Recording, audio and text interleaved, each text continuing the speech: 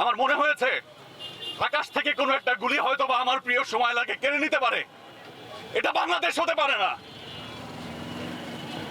যেখানে আমি আমার সন্তানকে নিয়ে ঘরের সামনে আমরা হাঁটতে পারি না। সবাইকে বলে রাখতে চাই, 1971 সালে যারা প্রাণ দিয়েছেন একটি স্বাধীন দেশের জন্য, নতুন বাংলাদেশের জন্য, এই বুকটা এবং এই কপালটা প্রস্তুত আছে। আমি একজন পিতা হিসাবে বলি, আমার সন্তানের বয়স 3 বছর 9 মাস। একজন গণমাধ্যম কর্মী হিসেবে এই যে অবস্থা ছিল, সেই সময়ে বাসার ছাদে আমি আমার সন্তানকে নিয়ে যাওয়ার সাহস পাইনি। আমার মনে হয়েছে আকাশ থেকে কোনো একটা গুলি হয়তো বা আমার প্রিয় সময়লাকে কেড়ে নিতে পারে। এটা বাংলাদেশ হতে পারে না। স্যান্ডেলিনা সো, রূপচর্চায় আভিজাত্য।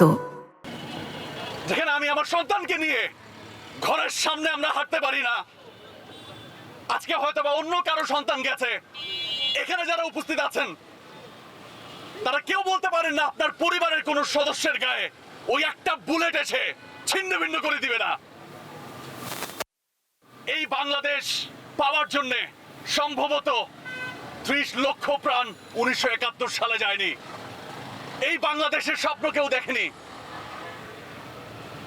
যারা রাস্তায় বের হয়েছে, পড়ার টেবিলে বসেছে, জানালার কাজ দিয়ে গুলি এসে এসে পড়ার টেবিলে বসা ওই শিক্ষার্থীকে দুনিয়া থেকে বিদায় করে দিয়েছে। এটার নাম কি বাংলাদেশ? বারান্দায় এসেছে কি হচ্ছে সেটা দেখার জন্য, সেখান থেকে প্রাণ চলে গিয়েছে। গণমাধ্যম কর্মী আমরা রাস্তায় নেমেছি সংবাদ কভারের জন্য, আমার ভাই দুনিয়া থেকে বিদায় নিয়েছে। এর নাম বাংলাদেশ? প্রশ্ন পুরো 18 কোটি বাঙালির কাছে। আমরা সঠিক বিচার চাই। পুরো বাংলাদেশে আমরা যে যে পেশায় আছি, নির্ভয়ে নিঃসংকোচে বায়াস না হয়ে আমরা আমাদের সেই কাজটুকু করতে চাই। কোনো কিছুর প্রয়োজন হলে, রাস্তায় আসতে হলে মানুষ রাস্তায় আসবে।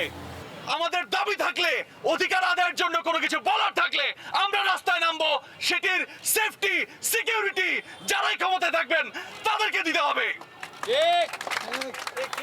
যারা ক্ষমতায় এখন আছেন, ভবিষ্যতে যারা আসবেন, এই কণ্ঠগুলো আজকে এখানে যারা দাঁড়িয়েছে তারা কোনো দলের নয়। এখানে যারা দাঁড়িয়েছে তারা পুরো বাংলাদেশের কণ্ঠ। পুরো বাংলাদেশের জন্য আমরা এখানে একত্রিত হব, পুরো বাংলাদেশের জন্য আমরা কথা বলবো।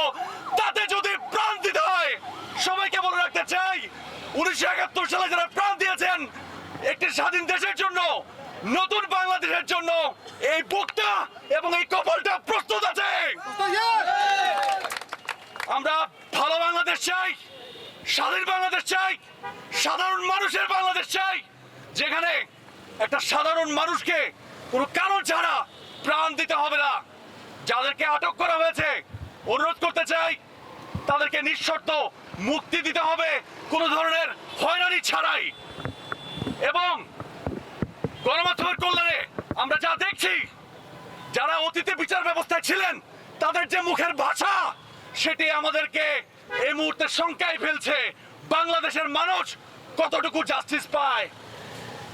ভবিষ্যতে যারা আসবেন তাদেরকে বলে রাখতে চাই, এখানে যে কণ্ঠগুলো আছে পুরো বাংলাদেশ তাদের প্রতি চোখ রাখবে।